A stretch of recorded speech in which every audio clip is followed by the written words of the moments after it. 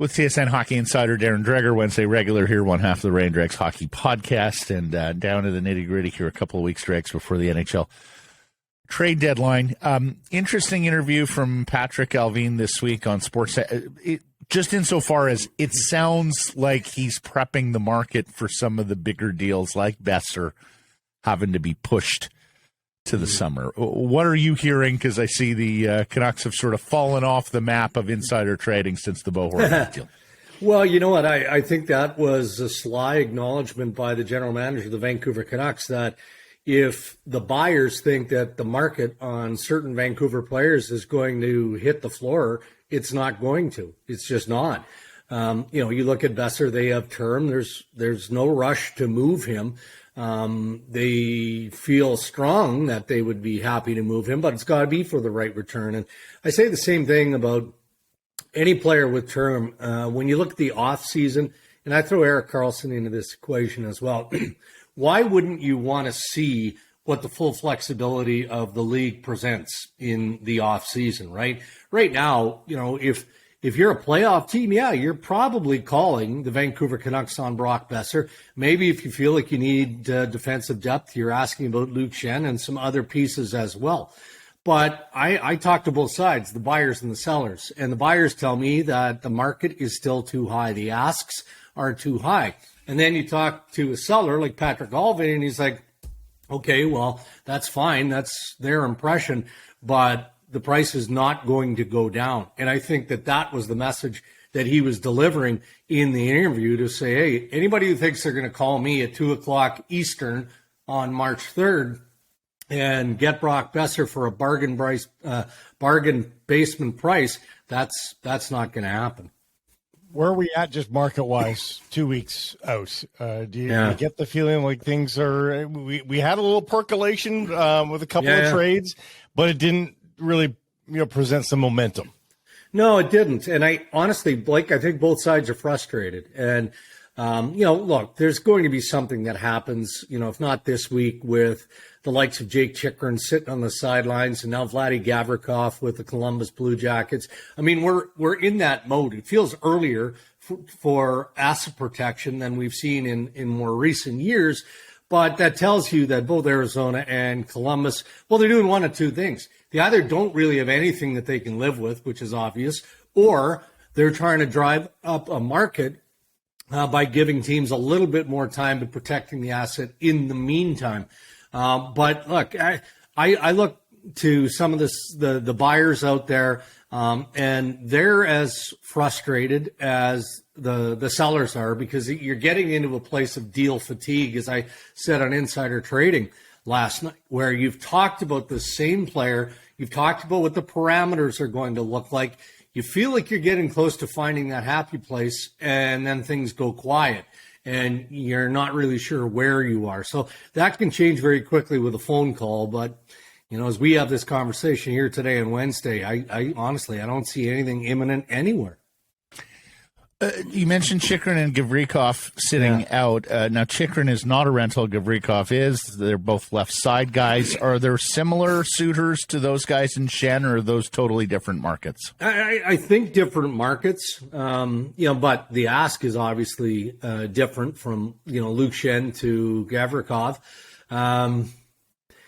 Edmonton, as an example, feels like they need something a bit more significant, with all due respect to Luke Schenn, who I think, collectively we all agree that he's going to help a playoff team. I don't think that there's any doubt of that. So, look, the news that kind of came out on the weekend with Chris Johnson reporting that the Oilers had re-engaged on Erik Karlsson, I think that's just, again, a pretty clear example of an experienced general manager who's one more time circling the players of interest. So why wouldn't you start at the top of the food chain with Erik Karlsson, find out, at this point, 16 days away from March 3rd, the trade deadline, whether or not there's even a plausible reason to continue talking. And then you look down at Gavrikov, and then you go down to Joel Edmondson. And, where does Luke Schenn, as an example, fit into that equation? So, I think it's all part of teams doing their due diligence. But for the Columbus Blue Jackets to hold their defensemen out, they're not just trying to drive the market up. They feel like they've already had enough conversation negotiating that there's a reason to protect the player. Otherwise, you're just buying more time by letting him play and proving to others that he is valuable. We'll see what the Canucks end up doing and who they end up losing, especially those guys with term on their deals. But the other force to recognize here at this trade deadline is the Pacific Division getting better around the Vancouver Canucks as well? Are the Kings and Oilers going to acquire guys? I mean, Karlsson's got term. He's going to be there for a few more years.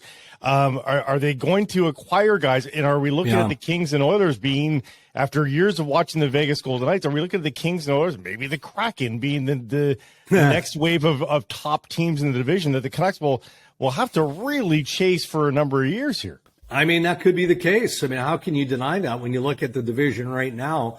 I still look at Vegas as an example as being a team that is going to make some significant adds here. Now, we don't know what that is. I mean, prior to Logan Thompson going down with injury, I felt strongly that they would add a forward. I still feel relatively strong, but let's see how Logan Thompson comes back. Is he week to week? If it turns into a month or 6 weeks or longer, then maybe McCrimmon has to do something there. Los Angeles, they're up to something. And again, we've linked them to Jake Chychrun for good reason, by the way. I mean, the Kings have maintained their interest in Jake Chychrun. They just haven't found that sweet spot yet. But if it's not Jake Chychrun, could it be Patty Kane? Could it be one of the forwards? I go back to the interview that Rob Blake did with us on Ray and Dregs early in the season. He flat out admitted they were big game hunting and felt like they would do that. And they would do that because they know that, they've got some concerns in goal, in an older Jonathan Quick. You've got Anze Kopitar, who is playing terrific hockey, at least with my eye this year. Go down the list of, Drew Doughty, the players that they feel that they can still win with, but the window is closing. So those are the two teams that I'll be keeping a close eye on. And look, Seattle is a tough read because of one guy, and that's Ron Francis. I think that it's imperative for the Kraken to make the playoffs, which I think we can see that they're likely going to do that. From a fan base standpoint, it's important to juice that market as young as it is. So he might be the sleeper in all of this, right? Just because we don't read about the Seattle Kraken and all of these trade rumors, Ronnie Francis is somewhat similar to Lou Lamoriello. He does his business beneath the radar, but then manages to find a way of making some significant adds, as he did in the offseason, which is a big part of why the Kraken are as strong as they are at this stage. How about that, huh? Ronnie Kraken is Lou Lamoriello. The Canucks will be the Rangers in that scenario. They're always loud, whereas the other guy across the river down the way, a little quieter with his business. And great point, Blake. Like, if the likes of Karlsson and Chychrun with term and guys who are club controlled like Meyer, if they wind up in the Pacific Division, it only makes things more difficult for the Canucks going forward. Yeah.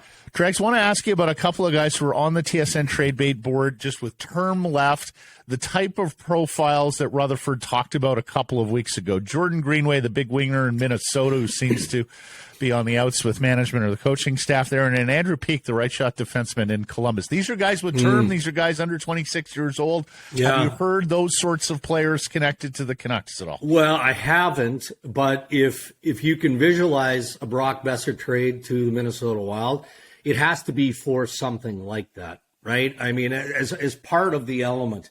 Now, my Wild sources tell me, I asked yesterday, in fact, specific to Brock Boeser, whether it was too hard, and the message I got back was, yep, too hard. Again, maybe that changes here, right? There's still a fair amount of time between now and the trade deadline. But then you have to look at some of the other teams that we believe should have interest in Boeser. And I look at Calgary. Some want to suggest Boston, but I think Boston might be more focused on a defenseman, either Gavrikov or, hey, they could land Jake Chychrun as well, right? Again, Don Sweeney is one of those general managers who likes to do his business somewhat under the radar. Peeke I have not heard other than in media speculation, but no different than a team like the St. Louis Blues. I mean, Columbus is in a different stratosphere because of how poorly things have gone this year. I mean, they're still comfortably in the Bedard sweepstakes. How can you not have a conversation about Peak or just about anyone else. I feel like you have to. And I'm getting that sense, to shift it a little bit here towards the St. Louis Blues. Like, I think most of us thought that Doug Armstrong was just going to tinker a little bit here. Obviously talk about his pending unrestricted free agents. He moves Tarasenko to the Rangers. There's a lot of interest in Barbashev. What's going to become of Ryan O'Reilly? Is he on the market? Are they trying to extend him? I mean, it's somewhere all over the map. But I'm hearing rumblings about their defense potentially being in play. Can't identify one player, but I think that Doug Armstrong is open to considering, just name the guy and let's have a conversation. So I encourage you to have a look at their defensive core, because I'm trying to think, aside of Bertuzzo, most of those guys that matter, players of consequence, I mean, they've got contracts through 25, 26 or longer. So when you're hearing stuff like that from other teams, that speaks more than a little tweaking. That tells me that Armstrong and the St. Louis Blues are maybe digging a little bit deeper and recognizing that maybe there's more work to do to that lineup. Oh, Falk, quite right. Krug, Parayko, Leddy, all with extended years. Yeah. And, boy, you want to talk if St. Louis is going a little deeper with the sell-off, and then combined with what David Poile said, Darren, on Nashville radio, where he said, we're not buyers, and if things continue the way they are, I could be inclined to sell. I mean, that makes it a 9-team derby in the West, for 8 playoffs. So that's true. And that adds another seller to the market. Boy, if you're a buyer, you might do well to hold on here. And also competition for the draft lottery guys, right? That's more teams selling, more teams getting worse, clogging up the draft lottery. If the Canucks think, we're home and cooled in the top 6, top 7 position in the draft lottery, you might not be. If Thatcher Demko comes back, makes some saves, and these teams get a little bit worse. Yeah, no question. But are they going to get worse? And there's no guarantee of that. I think most of us thought that Montreal was headed in a direction of sliding off the cliff. They come out of the All-Star and they start winning hockey games. Arizona, somewhat shrewdly, and I say that somewhat tongue-in-cheek, sit Jacob Chikrin, and that's proof positive that players will never tank, right? I mean, you take such an influential piece off their blue line, and the Arizona Coyotes are winning hockey games, which comes maybe at the detriment of what they're trying to do, which is stay in the sweepstakes. So, I mean, it's interesting, right? It's fodder for conversation and all of those things. But eventually the dam is going to break, and we're going to see some of these players moved. It's inevitable between now and obviously the deadline day. Let me ask you this, just because we've kicked it around on the show, and because if you are looking for teams that are either in the playoffs or near the playoffs and could require goaltending, it's L.A. and Buffalo. Have you heard L.A. and Buffalo connected to Thatcher Demko at all? No, I have not. Again, do we debate whether Thatcher Demko is in play or not? I don't think he is. I don't think he's ever been. But you always have to put the asterisk beside it because, he'll be in play when an offer is made that puts him in play, but not before. So I'm sure based on media speculation, there have been inquiries on Thatcher Demko. I've heard LA connected to a couple of different goalies. Vamelka with the Arizona Coyotes makes some sense, but that was dashed by, an LA source not that long ago. It looks like an area that LA has to address.